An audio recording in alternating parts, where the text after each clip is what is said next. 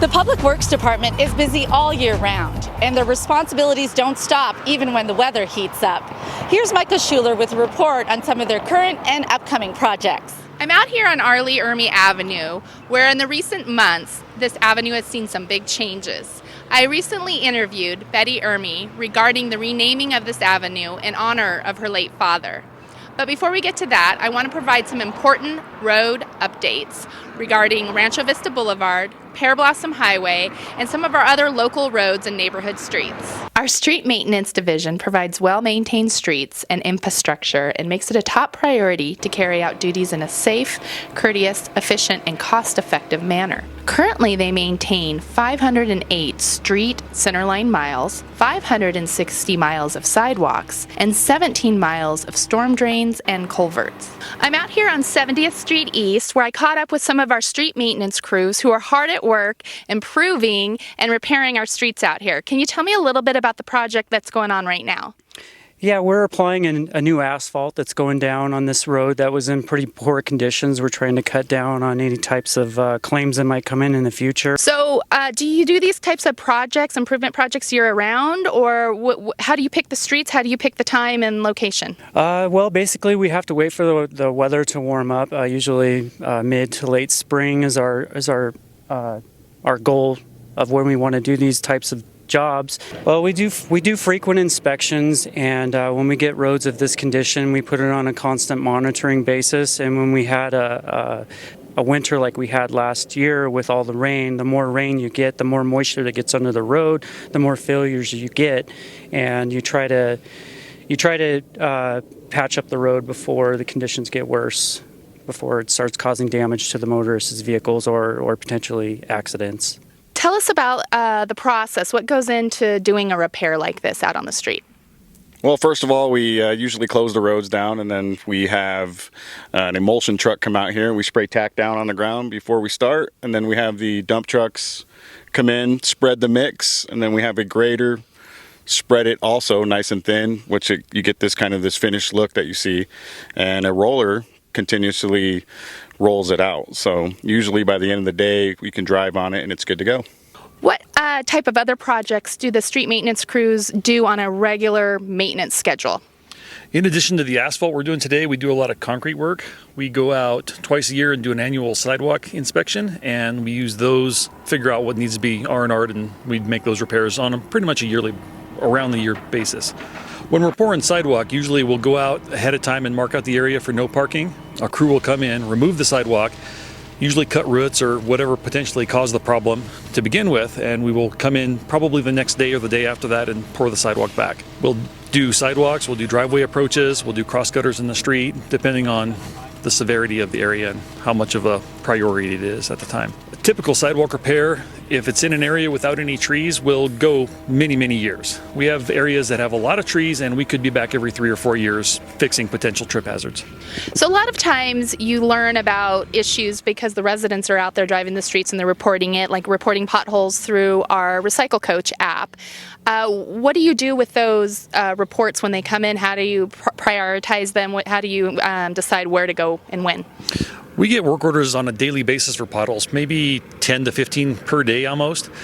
We'll usually prioritize them by location, and the following morning we'll assign those to a work crew, and they will go out and fix the potholes in a timely manner. So we do have sections of town that are in a little worse shape than others, so we'll hit those sections of town on a regular basis and try to stay caught up with them as best we can. Now, if you use Pear Blossom Highway as part of your daily commute, you're going to want to pay close attention to this next interview. I'm out here on Pear Blossom Highway, where later this summer, this road is going to get a major facelift. Mark, can you tell us a little bit about what this project is going to be about and what the residents can expect? Sure, Micah. What we got going on here, starting around August, is going to be a full reconstruction of Pear Blossom Highway. They're going to grind away, take out the entire top surface, about up to 20 inches down, and rebuild an entire new composite pavement section of road. We understand this roadway is very busy. We get about 35,000 cars a day, plus 10% of those are trucks. So it's a very high demand roadway, and it's a lot of intensity put on the surface of the road. Well, this new structural section will handle that kind of traffic and that kind of weight from these cars and trucks, and we're expecting to get a substantial multi-decade design life out of this new road. Some other components of this project, in addition to the reconstruction, we're doing some major work at the intersections, particularly 25th Street East, 30th Street East, and 40th Street East, where you're going to see some new traffic poles, new reconstructed curb ramps. We're also going to put a concrete strip at the left turn lanes and at the stopping points to basically even help the road last longer, because there's a lot of friction when the cars and trucks stop. The other thing we're going to do is there's going to be a new median barrier that you're going to see up here as well. There's been some unfortunate cross center line collisions, and this new median barrier is going to be designed to stop that. So you'll see that on a long stretch. It's going to be about 2,000 feet of median barrier. The project includes a portion of the roadway in the county as well. It is expected to start in late August 2019 with completion in October of 2020. This project will greatly impact traffic. Be aware of detours and take alternate routes where possible. Well, I'm directly involved with another project on our residential streets. It's going to be our residential Cape Seal project. We're kind of spreading that around throughout the entire city, both the west side and the east side. And residents are going to see some work going on in their neighborhood, but they're going to get a brand new looking street out of it. When that does happen, if your area is affected, if your neighborhood's affected, then just pay attention to the notifications. There'll be no parking notifications. There will be on-street restrictions to on-street parking that will definitely need all residents to pay attention to, so we can get these streets done. Once they're done, that road should last another 10 years, and people will enjoy it. Everybody wants a nice, fresh new street. To make sure you're staying informed and avoiding any potential traffic issues, be sure to check on the City of Palmdale's website and click on the road construction link to get updates on road closures and project status. You can also get updates by downloading the city's free app for iPhone and Android's Recycle Coach. Push notifications can be sent to your email or by text when roads in your area will be closed for construction. Additionally, Recycle Coach is also a very helpful tool for our residents to report issues they see around the city, get trash and street sweeping reminders and notifications, and how to learn how and where to recycle and take almost any item. And lastly, I spoke with staff about the Rancho Vista Boulevard project, which is also heavily traveled on. The project will widen the Rancho Vista Boulevard from 27th Street West to Dunbar Street on the north side. We're going to be constructing raised median from Dunbar to 27, new sidewalk, curb and gutter, modifying two traffic signal on 20th Street West and 25th Street West, and we'll be coal mill and overlay the entire stretch from 30th Street West to 15th Street West. Okay. And we'll be restriping from current 2 lanes to 3 lanes. That's on the Rancho Vista end of the part. On 50th Street West, we'll be widening the west side of 50th Street along the frontage of Ermey Park. So that will be a 4-lane segment, and this would be a 6-lane on Rancho Vista. Recently, the Palmdale Public Works Department was awarded its 3rd accreditation through the American Public Works Association, the APWA. At a recent council meeting, the APWA President-elect, Mary Joyce Ivers, presented the award to staff.